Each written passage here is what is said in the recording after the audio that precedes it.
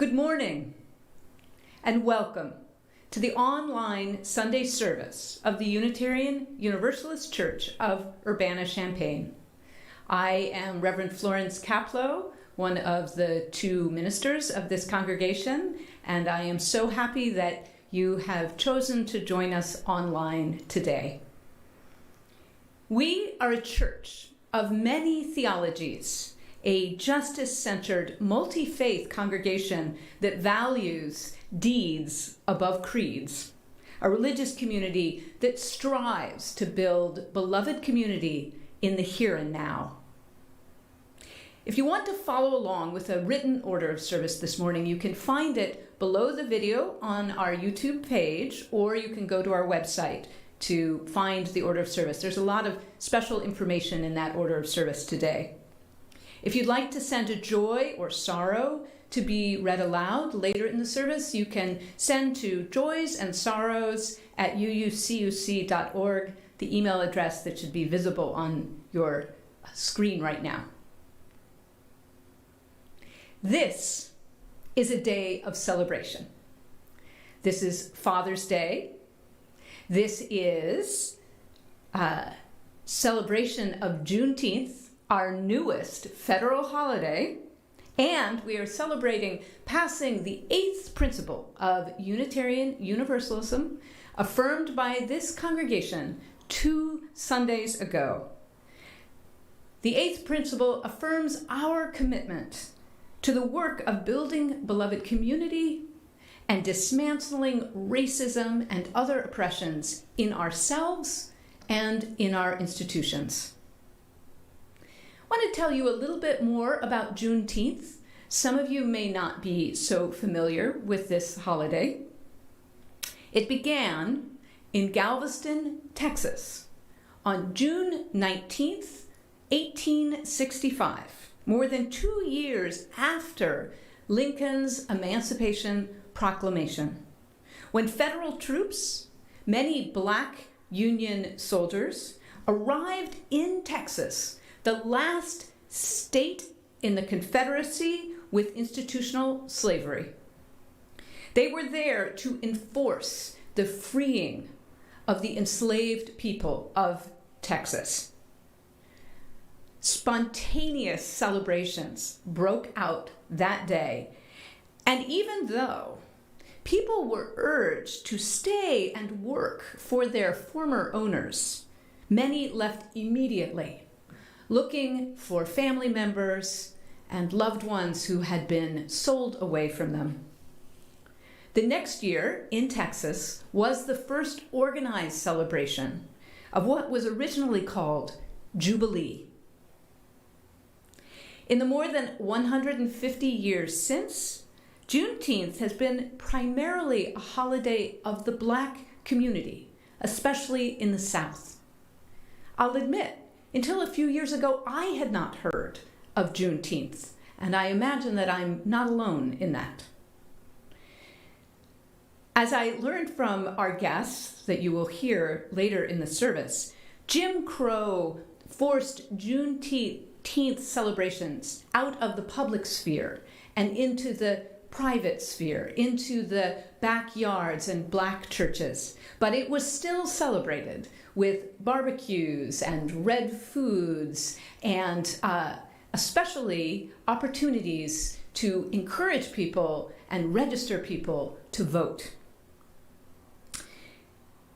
It was also the quality that I hope you'll hear from the interview you're going to hear later is a really sustained spirit of recognition of Black freedom and survival through all of it. It is truly our Black Independence Day. It is only very recently that Juneteenth has been celebrated more publicly again, and this year, of course, if you've seen the news, just 4 days ago, Juneteenth became the first federal holiday in 4 decades. The first new federal holiday, passed, shockingly, with overwhelming support by both houses of Congress. our first federal holiday to explicitly acknowledge slavery and the ending of slavery, a century and a half late. If you heard some fireworks last night, there was a whole lot of spontaneous celebration going on around town and, I believe, around the country. Behind me, you will see the Juneteenth flag, generously donated to this church by Kathy Cunningham. The star at the center represents Texas, and the expanding stars are the extension of freedoms for all African Americans throughout the whole nation and the hope for a new era for African Americans. And the red, white, and blue colors represent the American flag and the national belief in liberty and justice for all. As one of our practices together, each Sunday we begin with a land acknowledgement of the indigenous nations of this land. Wherever you are listening, please bring to mind the indigenous peoples of your place.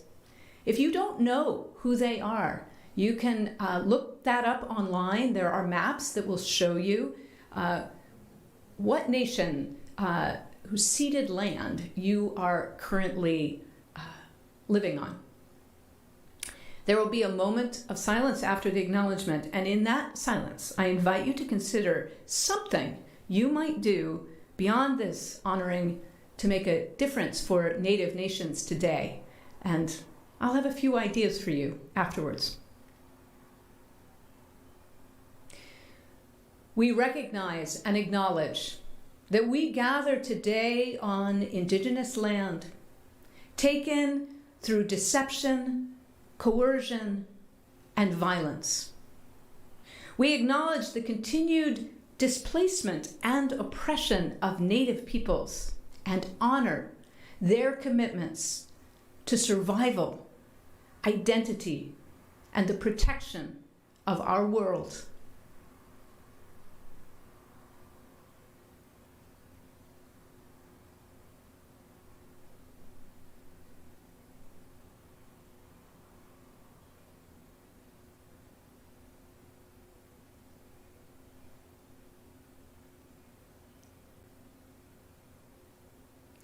Before we go on with our service, I'd like to share from a member of this congregation and former board member who has chosen to change his life to support treaty rights and Native nations. Our own Ben Jocelyn has been in a protest camp in northern Minnesota for several months now, standing with the Anishinaabe people who are protecting their waters and their lands from an absolutely massive new tar sands pipeline that has the potential to not only irreversibly damage their lands and their way of life, but contribute to climate change on an unprecedented scale. It's known as Line 3, and it goes from the tar sands of Alberta to Duluth, Minnesota. Ben and I spoke last night, and I wanted to share a little bit about what he shared with me. The protest camps, and there are many of them, are surrounded by police. Native protesters are facing potentially years of prison sentences. The state of Minnesota just okayed the use of up to 5 billion gallons of water for the pipeline, even though northern Minnesota is experiencing the worst drought in a century, with water levels in lakes and streams dropping dramatically in 95+ degree heat. And shockingly, the pipeline is being built, as I speak, without a completed environmental impact statement. I asked Ben what we, as his congregation who says this land acknowledgement every week, what we could do to support them. He said that writing to the White House really matters, since so far there has been no sign of stopping what is essentially illegal construction at the federal level. And to the governor of Minnesota to urge that the protesters are not treated as eco-terrorists. He also had a conversation just the other day with Native leader and visionary Winona LaDuke, who is really leading this struggle. And she asked that everyone pray for rain for them. On top of everything else, the drought may cause the failure of their wild rice and clam beds, important subsistence foods, and central to the Anishinaabe spirituality and culture. Ben is determined to stay up there and continue to support the water protectors there, and I hope we can continue to support him with our love and appreciation for really living out our land acknowledgement. If you would like to learn more about the struggle to stop the Line 3 pipeline, you can visit the website of the UU Ministry for Earth, which has become very active in also supporting this struggle. We have some really wonderful music today, and we're going to begin with our prelude, which is sometimes called the Black National Anthem. Written and composed by early Black leaders in the NAACP in 1900, it is also in our hymnal. This beautiful virtual choir rendition of it stirs my soul. I had it on repeat all day yesterday as I was working on this service. Listen carefully to the lyrics, which remind us of the necessity and the cost of the ongoing struggle for freedom. And if you're interested in learning more about any of the music or the musical groups that you'll hear today, take a look in the order of service.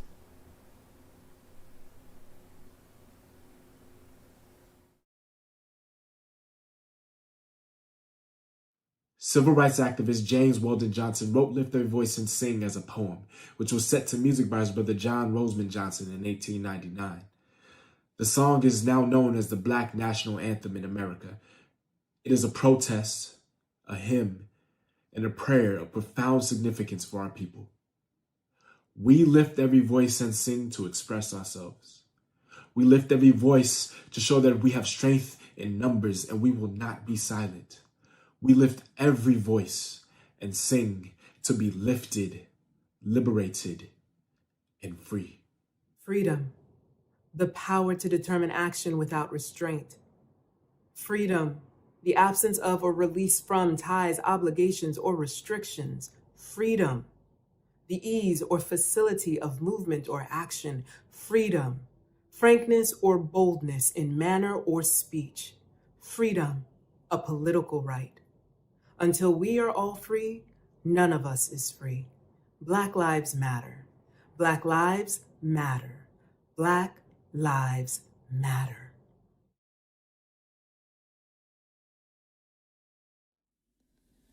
Lift every voice and sing till earth and heaven ring. Ring with the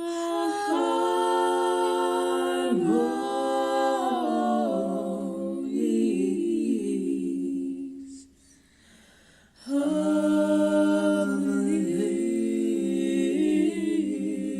liberty. Let our rejoicing rise high as the listening skies. Let it resound loud as the roaring sea.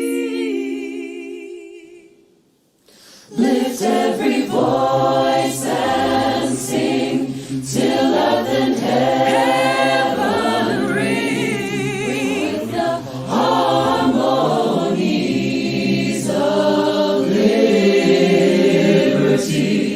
Let our rejoicing rise high as the listening skies. Let it resound loud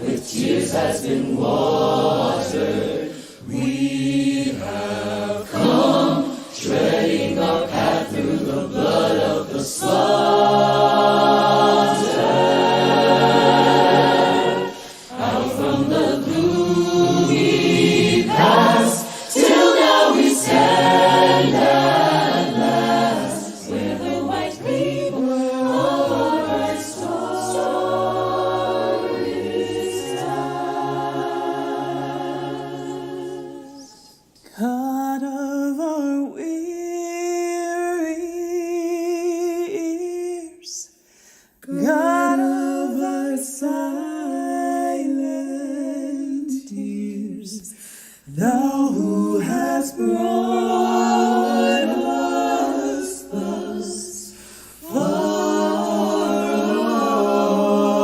on the way, thou who hast by thy might led us into the light, keep us forever in the path we pray.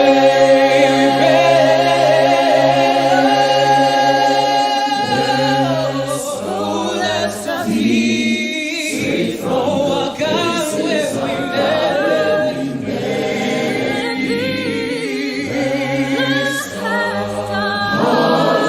drunk with the wine of the world, we forget thee. Shadow beneath thy hand, may we forever stand, true to our God, true to our native land.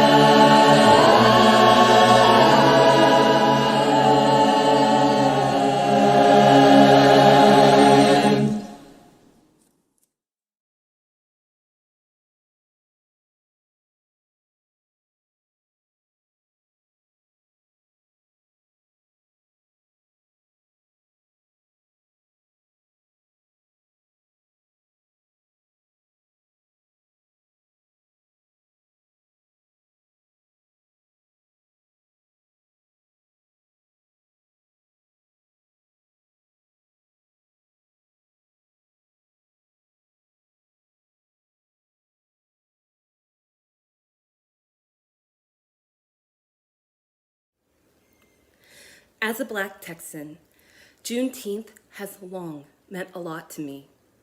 So in celebration of the endurance, perseverance, and dignity of a people who had to wait far too long to have the most basic of our human and civil rights met, I light this chalice in honor of all of those who have fought and continue to fight to see that true emancipation reaches everyone.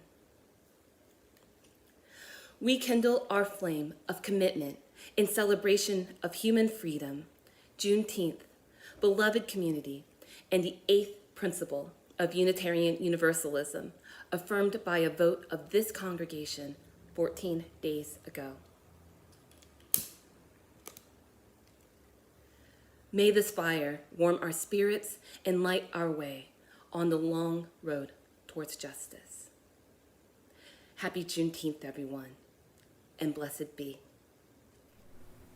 Thank you, Deanna. I'd like to introduce the video interview that you are about to hear and our two honored guests who graciously spoke with me earlier this week. Don Blackman Sr. and Candy Foster are towering figures in the CU community. I consider them both personal heroes. Don Blackman Sr. has been in connection with us here in this congregation for several years. As a storyteller, faith leader, and activist, she is the steward of the Randolph Street Community Garden on the north side, teaching adults and children how to grow food and connect to the land. As a leader in the Brethren Church nearby, she also runs an after-school program, a lending library, and a clothing closet. My friendship with her through the Sisters in Faith Leadership has been one of the great gifts of my time here. She wants to particularly thank members of this congregation who, and especially Jim Hannum, who have been showing up on Saturday mornings to help in the garden. All are welcome, any Saturday. Candy Foster is a nationally known rhythm and blues musician, born in Danville and based here for the last 50 years or so. He and his band, Shades of Blue, have been blowing away audiences for decades. They also give back to the community in many ways. If you have never had a chance to hear him live, keep your ears open for an opportunity. He's the real deal. Our own Johnny Beckett Panay's husband is a member of the band. To learn more about them, you can read their bios and follow the links in your order of service. This interview took place at the Randolph Street Community Garden, beautifully filmed and edited by our AV staff person, Adam Ron. Afterwards, Panay will share the words of the UU 8th Principal with a thank you from the board for supporting its affirmation. So it originated from the South, right? Texas. Texas. Oh, yeah, that's Texas. even better. Because it was 2 years before the Army got there to tell them they were free. I'm getting it now. I'm getting So it's kind of like they kept being enslaved 2 Yeah. years after the end of the war. it. Yeah. And finally, they sent troops out across the way to tell people that they were free. And there are some really interesting accounts online about people who were interviewed during one of the WPA things. And one lady said that she and her mom, the minute they heard that they were free, packed up their things and left. and just they were that much of in a hurry to get away. They wanted yeah. to try and catch up and find family members that were gone and Uh-huh. missing. But it was called Jubilee at first. So it was I see. yeah, it was called Jubilee. proportions. Yes, it was called Jubilee at first. And just, it's evolved. Just in 2007, Juneteenth got its own flag.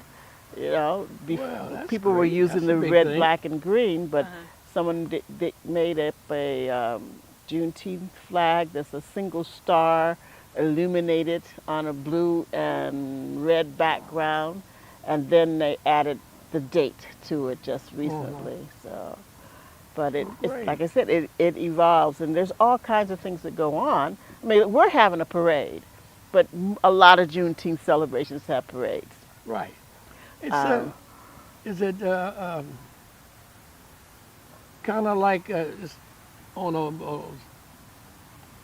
lower level, like volume, like a Mardi Gras, but in a different More sense? like a 4th of July parade, because Okay. it's it's the same celebration. Okay. Okay. Independence. Independence. Yeah. Well, yeah. That would be right. Okay. So you can celebrate. Everybody celebrates Juneteenth. Everybody celebrates 4th of July. Everybody can celebrate Juneteenth. Because if all of us aren't free, none of us are free. There weren't so much big community celebrations. It was in the backyard barbecues, and Right. maybe the church would have something. But it was primarily a day when people were encouraged to help people get registered to vote. Even from the very beginning, the first celebration. And there was a celebration the first year after. But it took a while for it to move north. Because as people left Texas and moved to other parts of the South, it spread that way. And then when people started to move north from the South was when it kind of populated the northern states. We didn't have, people didn't have email. No. It took a while. Email, we had the town crier. Maybe that's why it took 2 years for it to get to Texas, although I think there might be another I story think there. they might have just been keeping mum about it. Okay. Yeah. Well, it's kind of a thing that the word of mouth and neighborhoods, barbershops, black barbershops, Yep. Beauty shops. beauty shops, and all those. A whole lot happen, and a whole lot of message gets out that way. And some takes a little longer than others, but it all depends. Yeah, back when on that kind of particular day, sometimes we had to not open the bars up until later on, or things like that. Well, and it was always celebrated on the 19th. It didn't Yeah. float around to the closest Saturday. So it was one of those fixed days, like the 4th of July. Doesn't Yeah. matter if the 4th of July is on Sunday or Wednesday. It's still the 4th of July. That's right. So, I always believed in that too, because if that's what it's supposed to be, then that's what it is. You can't. You know, well, I don't want Christmas being changed. Right. I don't. No, that ain't the way it's supposed to be. You know. So I'm kind of like that, and I just kind of, I'm an old traditional person, and I believe in that very much so.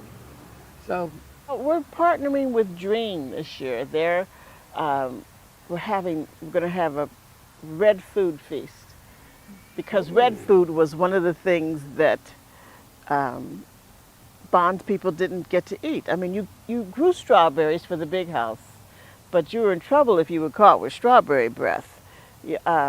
Same thing with watermelon and other berries and things. If you found some wild, then that was a possibility. But usually, the big house got the cream of the crop, the eating part of the plant. They got the beets, we got the tops. yeah. Okay, so when Juneteenth, when Jubilee came in celebration, they ate all of the things that they hadn't been able to eat freely before, and the red color was important because it just symbolized all the strength and the blood.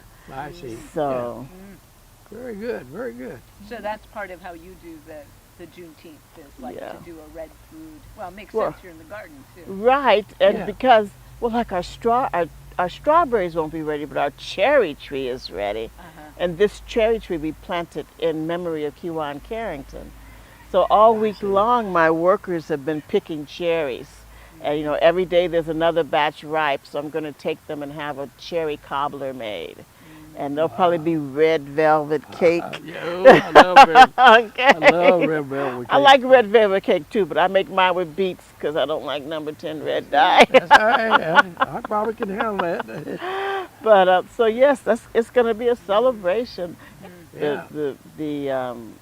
I read one article that said the people in the South said that they can pick cotton, they don't need other jobs, Yeah. and so they were relegated to picking cotton or leaving to come and get to do other jobs. You know, it went on and on, even into the later years, and you go into schools, and we had black schools, and then then you had to eventually go to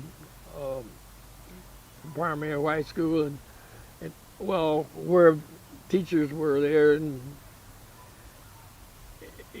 when the kids come in, I had a cousin of mine that told me a story a couple of times. He said he went to start thinking about it. He said, "Man, I need to start doing something because I want to go to college, and I got to get my classes." He said, so he talked to a couple of old ex-teachers, and they told him about, you need to go and find out about that.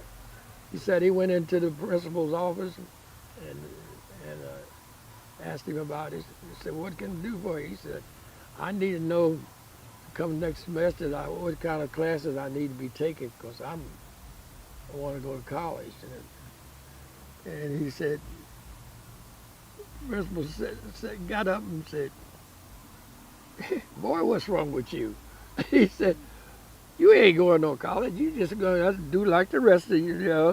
You're going on out to General Motors or one of them the foundries or one of them construction work camps and work.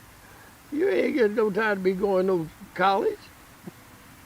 He said, "Well, where can I go?" I said, No, you don't have the aptitude for it. You can't do it." And he said, I left out there. He said, first I felt like crying, but then I started thinking about it. He said, it just downright made me mad. And he said, "Don't tell me I can't do a college." And so make a long story short, that was my cousin.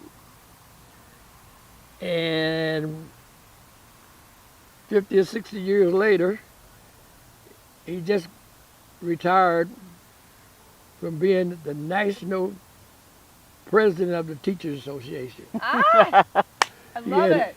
See, that's something else. I wonder if he ever went back to that principal and said, Yes. look. Oh yeah. Yeah. I asked him, but he said, "I wish I could have." But he Yeah. Well, that's one thing too. Stories are shared, you know, from that time, and then people share stories of their life, their livelihood. I know, talking about going back and talking to the principal, Mae Jamison, the first African American woman in space, Yeah. was in the. We were in school the same time, although I was in Catholic school, but they didn't have enough spaces in the honors math and science programs at Harlan High School where she went. And you had to take a test, and you got assigned a space according to your test. Right. Well, she scored first in both of them.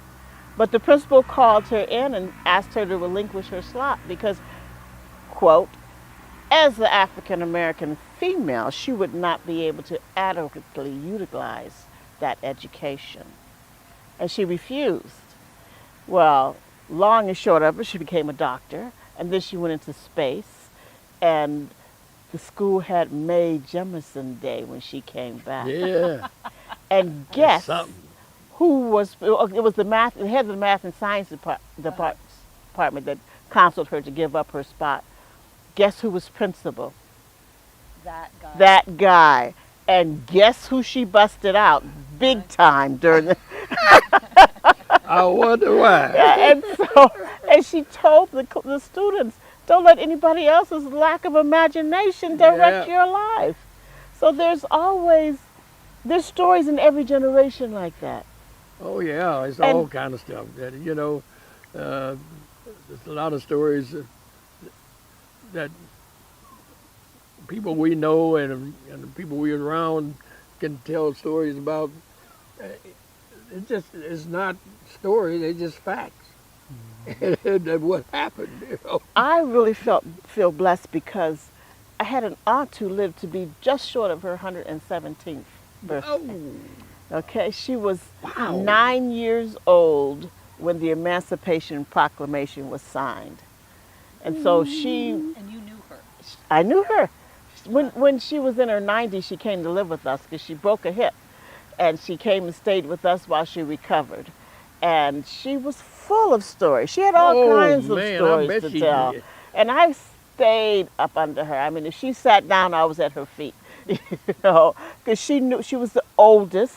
She knew everybody's story. She knew who was buried where. She knew who died, how they died. She knew who was going to college, who went to college years before, and what they took up was the phrase she always used. But yeah, I was felt really blessed to have been able to that's a gold know mine her, there. to know her. Yes. That's extraordinary to think, that's only, that you knew her and she was alive at the time of the proclamation. And I was 10, That is something. and she was 9, and she was telling me stories about herself as an enslaved child. So I could say that was just, last year that was me, I was 9, Yeah. And so I just really relished that time, cherished that time. But yeah, anybody, it's kind of like somebody asked, well, because I said, I've got church groups that want to come and celebrate with us. I think it's great. And somebody said, well, how do you feel about that? I said, everybody can celebrate Juneteenth. Okay, we can celebrate that final freedom because it meant that everybody was free. Right. Well, that's what it should be. I mean, we celebrate 4th of July. Yeah, that's right. And that's Even though it didn't include us.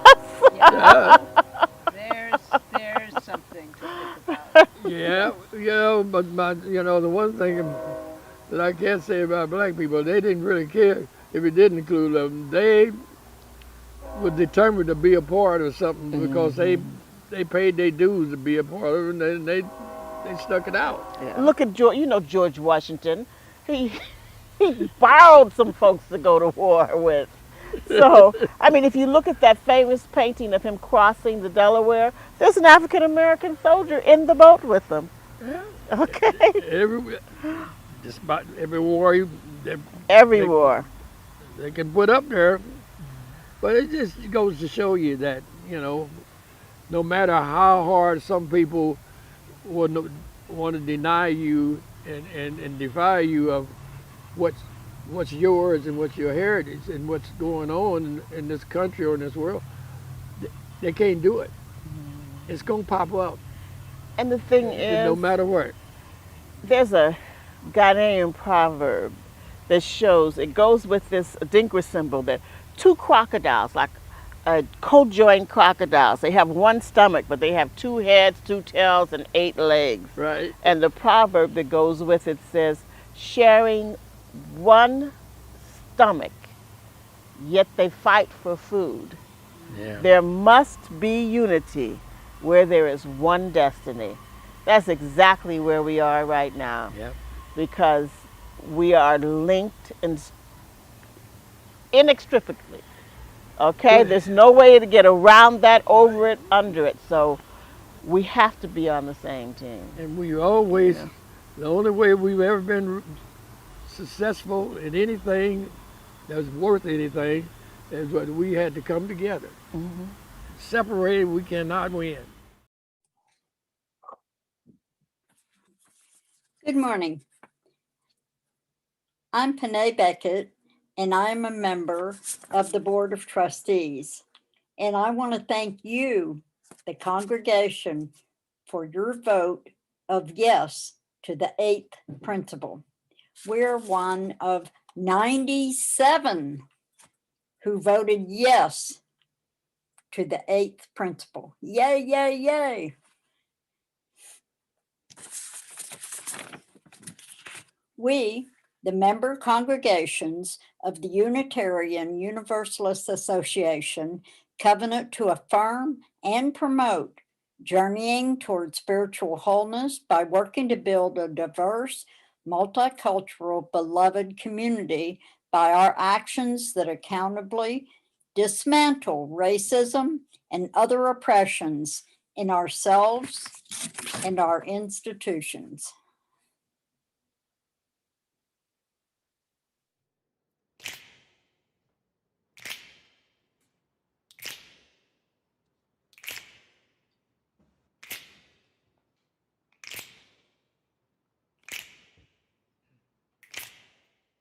We shall be known by the company we keep, by the ones who circle around to tend these fires.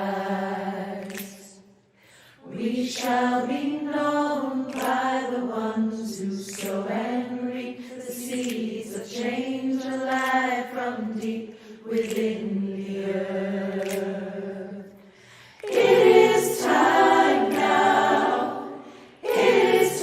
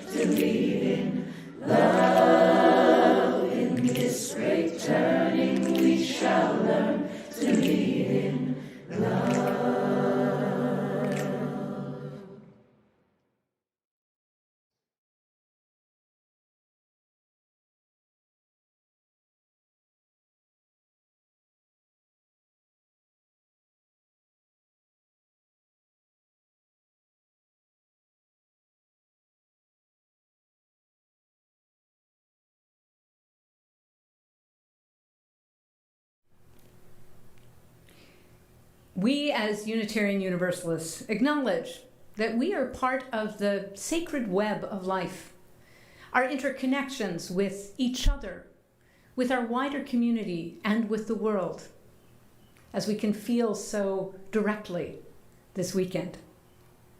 In the spirit of our connections with each other, I want to thank the 120 people who have completed our voluntary and confidential COVID vaccine registry for you and your family members.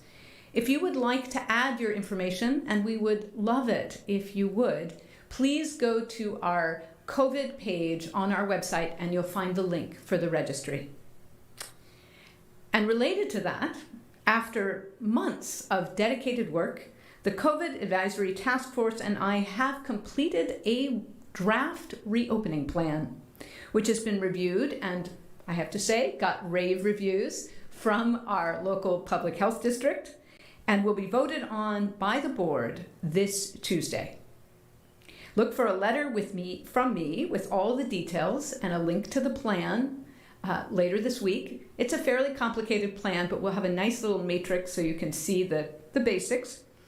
But the long and the short of it is that starting later this week, the building will be open for group meetings with safety guidelines in place.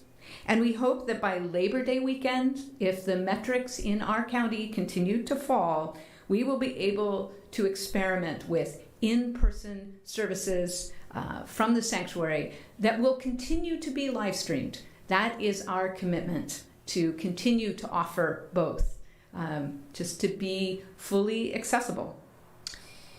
Mark your calendars for August 29th for a joyous, and I believe it will be truly joyous, in-gathering, water celebration, and picnic at Crystal Lake Park. And I just want to take a minute to really thank the devoted members of the COVID Advisory Task Force who began meeting, some of them back in late February of last year. And all through this time, we have 2 doctors on the task force, have just provided such valuable information for us and have been so wise in their thinking through and balancing community and safety, and just a huge shout out to them.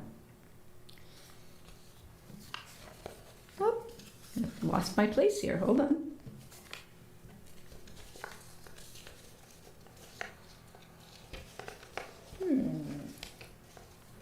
Hold on here. My pages got mixed up, but I know it's here.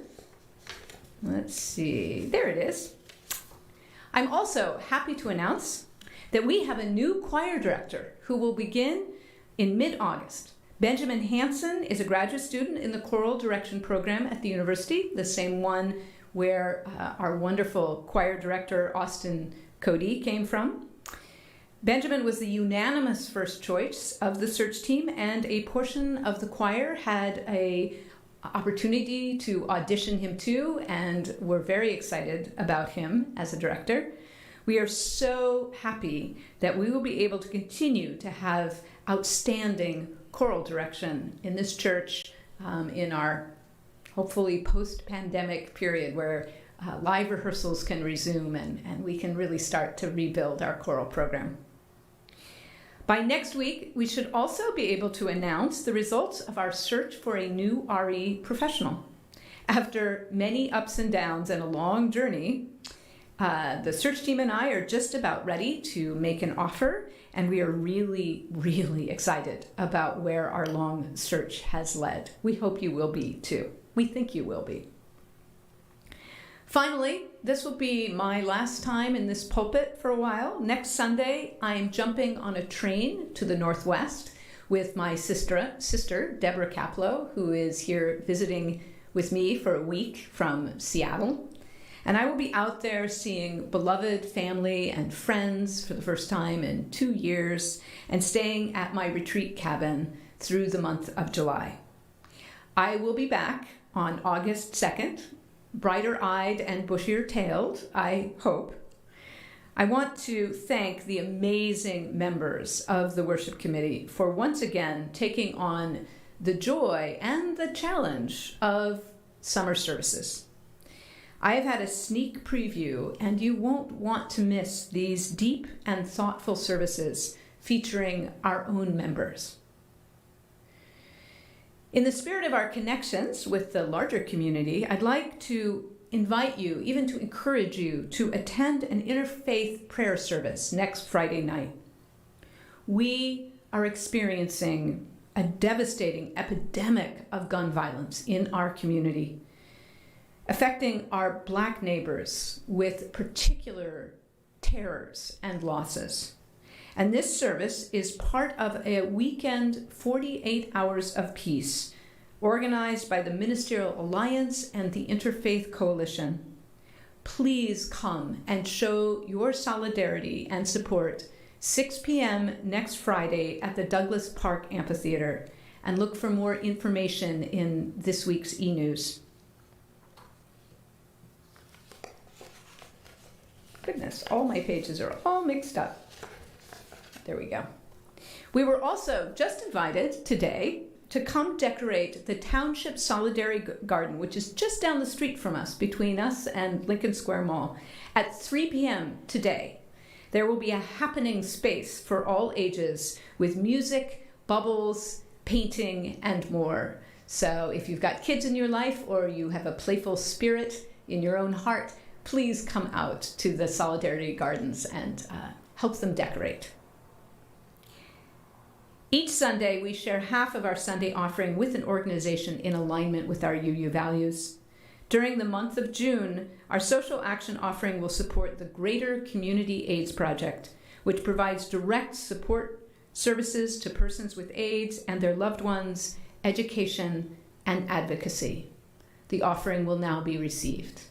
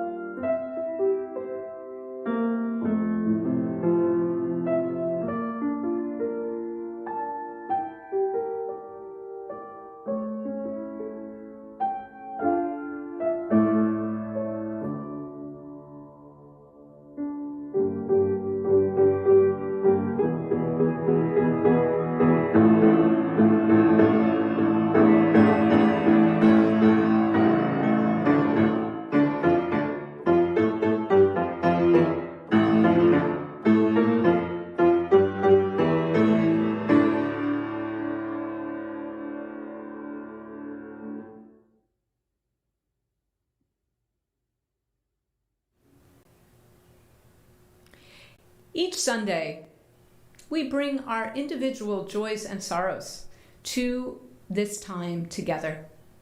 And we honor those joys and sorrows in silence, in song, and in an opportunity to share them out loud with each other and create community in that way. So I invite you, as the blessing song happens here in a moment, to sing along, to let it wash over you if your heart is heavy or weary today, and to there's still time to send in an email to me to be read aloud, and just sending waves of love to you during this joys and sorrows time.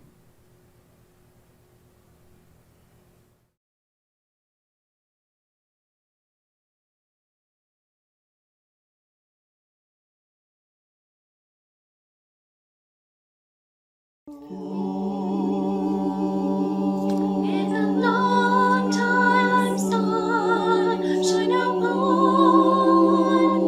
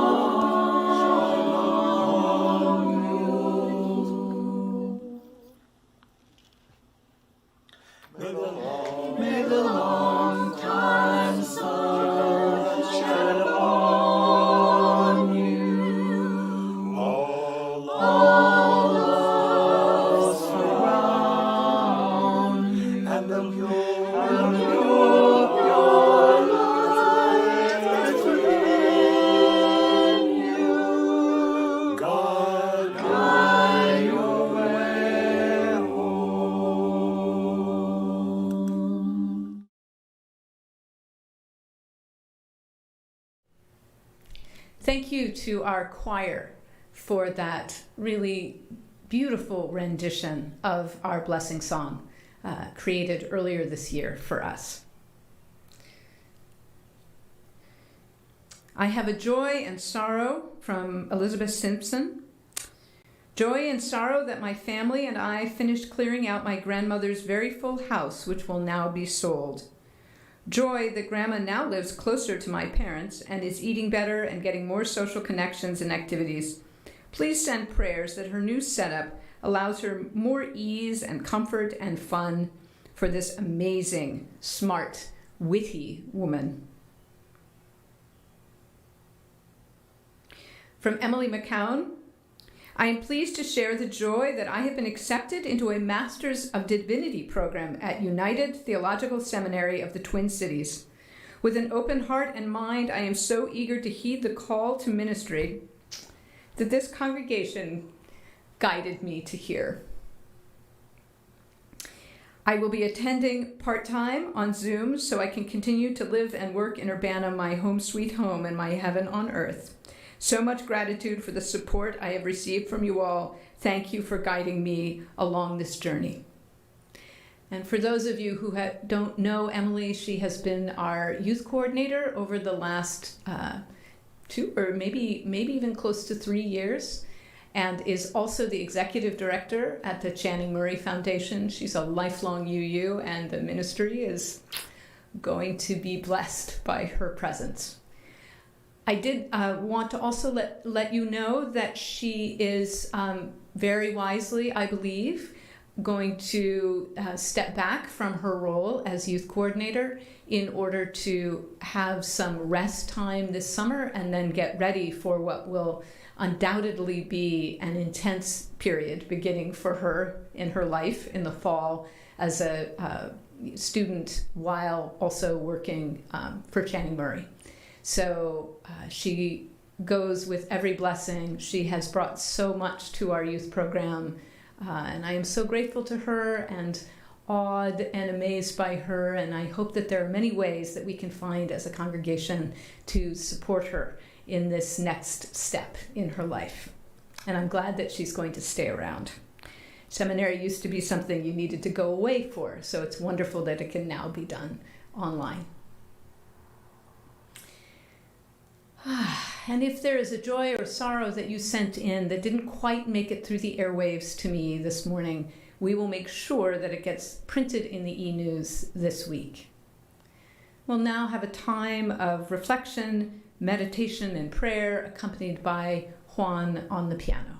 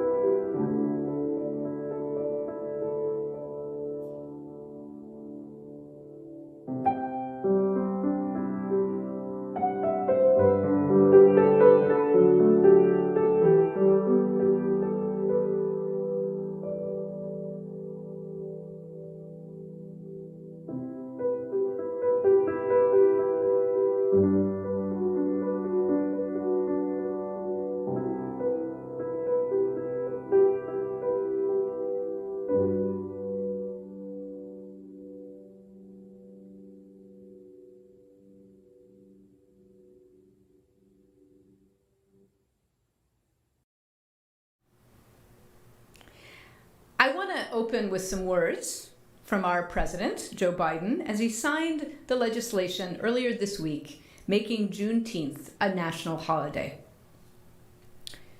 Juneteenth marks both the long, hard night of slavery and subjugation and a promise of a brighter morning to come. This is a day of profound, in my view, profound weight and profound power. A day in which we remember the moral stain, the terrible toll that slavery took on the country and continues to take, what I've long called America's original sin. At the same time, I also remembered the extraordinary capacity to heal and to hope and to emerge from the most painful moments and a bitter, bitter version of ourselves, but to make a better version of ourselves. You know, today we concentrate Juneteenth for what it ought to be, what it must be, a national holiday. This holiday that will join the others of our national celebrations, our independence, our laborers who built this nation, our servicemen and women who served and died in its defense, and the first new national holiday since the creation of Martin Luther King holiday nearly 4 decades ago. I am especially pleased that we showed the nation that we can come together as Democrats and Republicans to commemorate this day with the overwhelming bipartisan support of the Congress. I hope this is a beginning of a change in the way we deal with one another. By making Juneteenth a federal holiday, all Americans can feel the power of this day and learn from our history and celebrate progress and grapple with the distance we've come, but the distance we have to travel. I said a few weeks ago, marking the 100th anniversary of the Tulsa Race Massacre, great nations don't ignore their most painful moments. They don't ignore those moments of the past. They embrace them. Great nations don't walk away. We come to terms with the mistakes we made, and remembering those moments, we begin to heal and grow stronger. The truth is, it's simply not enough just to commemorate Juneteenth. After all, the emancipation of enslaved Black Americans didn't mark the end of America's work to deliver on the promise of equality. It only marked the beginning. To honor the true meaning of Juneteenth, we have to continue toward that promise because we've not gotten there yet. Folks, the promise of equality is not going to be fulfilled until we become real. It becomes real in our schools and on our main streets and in our neighborhoods, our healthcare system, and ensuring that equality is at the heart of our fight against the pandemic, in the water that comes out of our faucets, in the air we breathe in our communities, in our justice system, so that we can fulfill the promise of America for all people, all of our people. And it's not going to be fulfilled so long as the sacred right to vote remains under attack. We can't rest until the promise of equality is fulfilled for every one of us in every corner of this nation. That, to me, is the meaning of Juneteenth. That's what it's all about. So let's make this very Juneteenth, the first that our nation will celebrate all together as one nation, a Juneteenth of action on many fronts. And then, our president got down on one knee in front of 94-year-old Opal Lee, the grandmother of Juneteenth, as she is known. She was born in 1926 in Marshall, Texas. Opal was 12 years old on June 19th, 1939, when her family's home in a mostly white neighborhood was burned to the ground by arsonists. But Opal and her family didn't let that terror stop them. She went to college and graduate school and became a teacher and a counselor in the schools. And after her retirement, she became a tireless activist and dedicated herself to raising awareness about Juneteenth. She fought to have Juneteenth become a national holiday for decades. At 89 years old, she walked from Fort Worth, Texas, to Washington, D.C., leaving in September 2016 and arriving in Washington in January of 2017. At 89. She went to plead the case for a federal holiday directly to President Barack Obama. She promoted a petition for a Juneteenth federal holiday at change.org, and the petition received 1.6 million signatures. She said, It's going to be a national holiday. I have no doubt about it. My point is, let's make it a holiday in my lifetime. Opal Lee was an honored guest at the signing of the new law. She was given the pen that was used for the signing, the first one. And then as she sat in the front row, Biden got down on that one knee to greet her and called for a standing ovation for her. For me, especially after that conversation with Candy and Dawn, I see Opal Lee as truly expressing the spirit of Juneteenth. Determination in the face of adversity, serving one's community, and never, ever giving up the fight for justice, equality, and what is right for all of us. As Dawn said, until all of us are free, none of us are free. What can we do now that Juneteenth is a holiday for all Americans? There is so much. We can work to stop the slavery that still continues in our prison system, the horrific exemption in the Emancipation Proclamation, the original one from Abraham Lincoln, that said that unpaid labor could still occur if someone had committed a crime. And this led directly to the injustices of our justice system, our unequal justice system, Jim Crow, which has ruined so many lives over the last 150 years.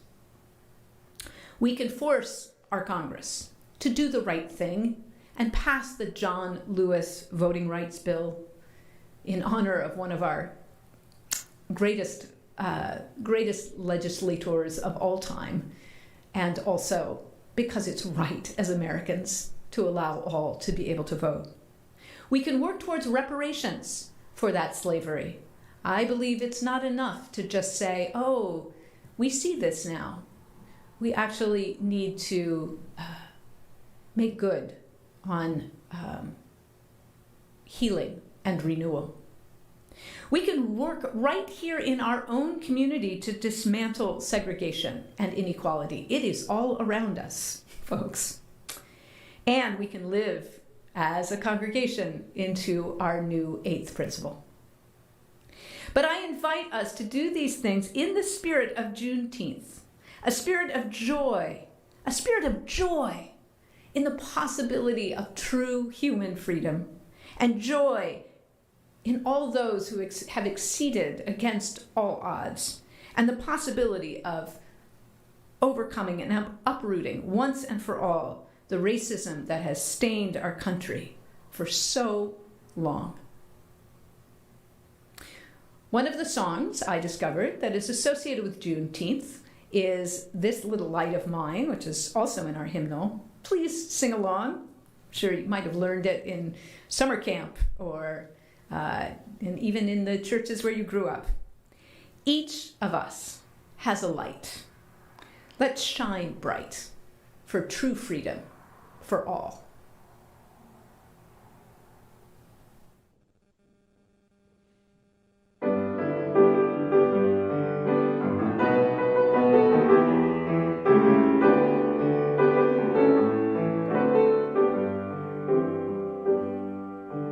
This little light of mine, I'm gonna let it shine. This little light of mine, oh, I'm gonna let it shine. This little light of mine, I'm gonna let it shine. Let it shine, let it shine, let it shine. Everywhere I go, I'm gonna let it shine. Everywhere I go, I'm gonna let it shine. Everywhere I go, I'm gonna let it shine. Let it shine, let it shine, let it shine. Building up a world, I'm gonna let it shine. Building up a world, I'm gonna let it shine. Building up a world, I'm gonna let it shine. Let it shine, let it shine, let it shine.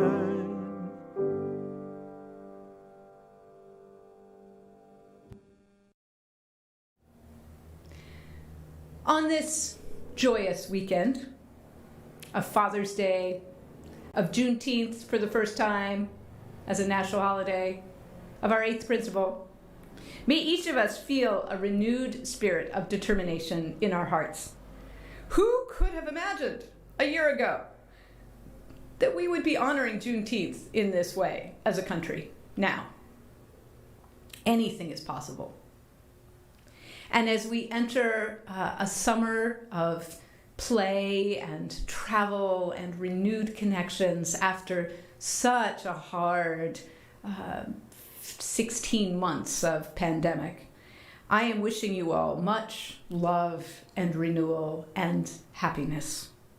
And I can't wait to see you in August. Blessed be.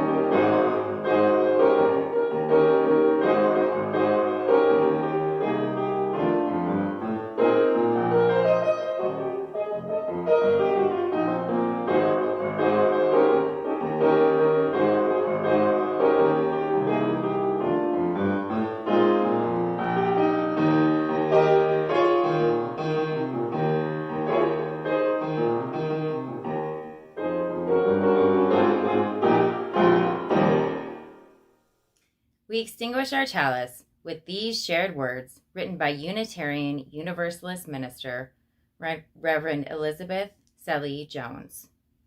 We extinguish this flame, but not the light of truth, the warmth of community, or the fire of commitment. These we hold in our hearts until we are together again.